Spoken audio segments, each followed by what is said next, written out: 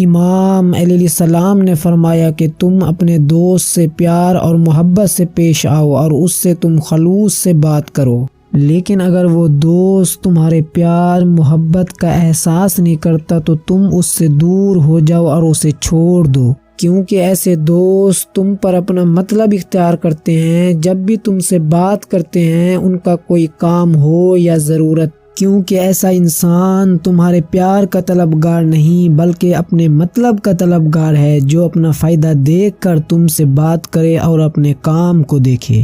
لیکن تم تو اس کو اپنا دوست رکھتے ہو، وہ اپنے کام اور مطلب کو اپنا دوست رکھتا ہے، جو اپنا فائدہ اور نقصان دیکھتا ہے۔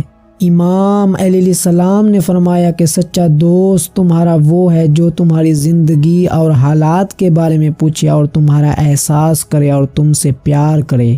یہی تمہارا سچا دوست ہے جو اپنی زندگی کو چھوڑ کر تمہارا احساس کرے اور تم سے پیار کرے اپنے دل سے۔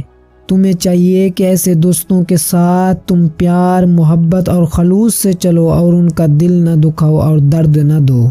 تو دوستو، اگر یہ ویڈیو آپ کو اچھی لگی ہو تو مزید ایسی ویڈیو دیکھنے کے لیے ہمارے چینل عبدالقیوم ٹی وی کو سبسکرائب کریں اور لائک کریں۔ اب آپ ہمیں دیجیے اجازت، انشاءاللہ تعالی نیکسٹ ویڈیو میں آپ سے ہماری ملاقات ہوگی۔ اللہ حافظ۔